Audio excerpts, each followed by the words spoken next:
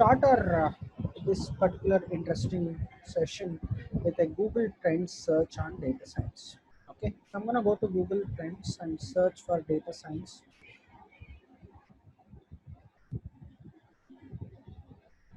So let's select past 5 years and let's select India. India is country.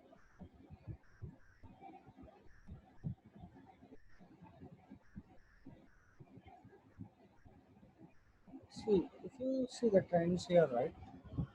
So in 2015, there were just 25% of searches compared to today, which is like 75%, 97 actually. So 97 searches are around data science in India.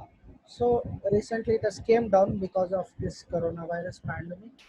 But so if you see the trend of interest of data science over time, right? So from 2015, it came up from 18 till 97. So,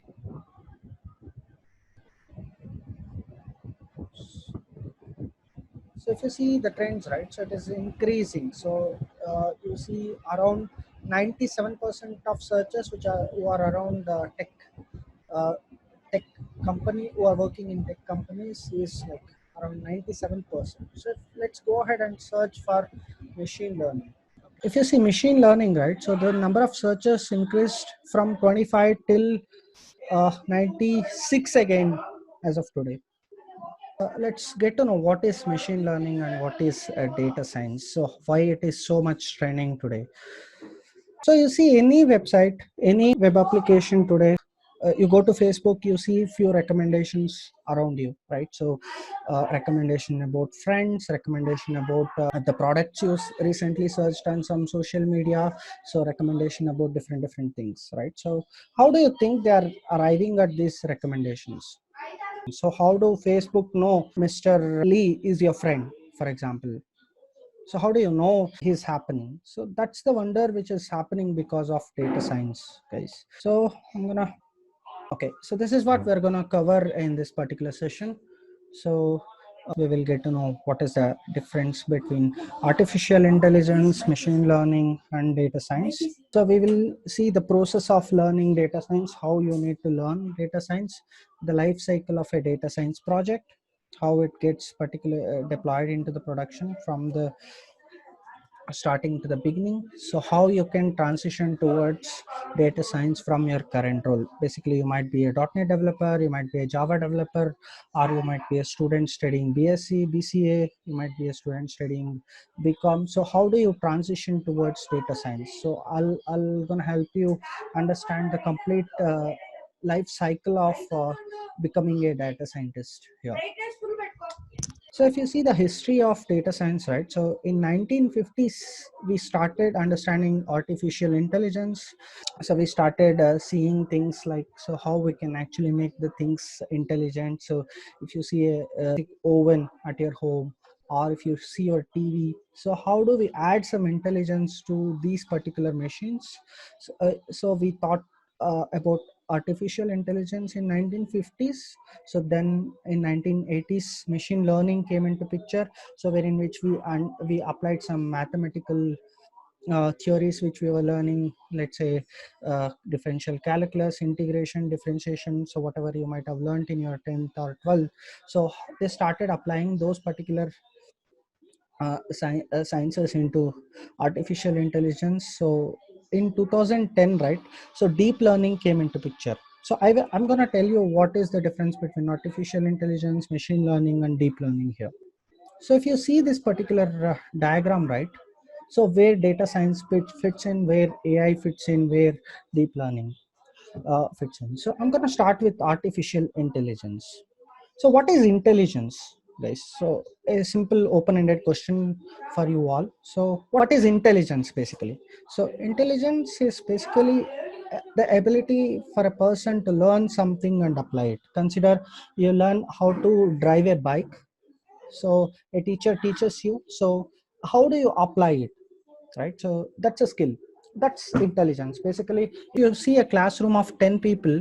So all 10 people will be taught in the same way, right? So it's an ability for each individual to learn that particular skill and apply it very well. So only 10% of the classroom can apply the skills what they have learned in the real world. Let's say you learn C programming. So how many of you are able to write a practical C programming on your own? So only 10 to 15% of your class, right? So it depends on how intelligent you are, right? So in the similar manner, so how do we teach a machine to be more intelligent? That's what artificial intelligence is all about. Okay, so how do you make machine to think, right? So to make your machine to think, right, so there are different ways. So to make your machine to think, so machine learning is one of the way to make it think. So machine learning brings into statistics and other mathematical things into picture, so it will help you to train your machine to be intelligent, right?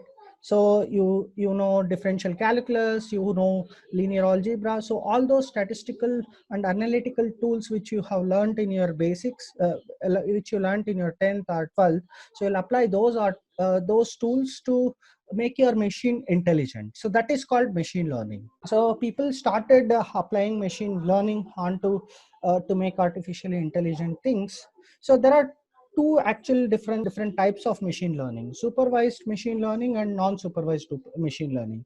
So consider you have Amazon. Consider you are the owner of the Amazon. So consider as of today Amazon has sold at least a million or trillion products, right? So if you use your previous data, how selling patterns happen, to train your machine to make it intelligent, that is called supervised machine learning. Okay, so if you don't have the past data, right, so you still have to make your machine intelligent. In that situation, you will go for non-supervised machine learning, right? So there is third type, reinforcement machine learning, wherein which you apply some past data and some particular clustering techniques to make it intelligent. That is called reinforcement machine learning. Main goal of us is to make your machine intelligent here. So artificial intelligence is about enabling machine to think. So machine learning is with the help of statistical and analytical tools, you will make your machine to think, right? So then comes deep learning. So scientists started thinking, so how our brain works. Consider you're walking on the street, so you'll hit a stone. Automatically, you will sit down and try to see what happened at your leg, right? Basically, so that happens only because of neural networks inside your body. So there will be a connectivity, neural connectivity from your leg till your brain, right? So scientists thought, why can't we actually design machines which can actually do deep learning? That means, so which works on artificial neural networks. So why can't we build neural networks which makes our machines intelligent? So in this, there are basically three types of neural networks. So consider, for example, right, so you are building a self-driving car. How do you train your machine? So basically, there are three types of deep learning here. So in self-driving car, basically you'll be using deep learning only.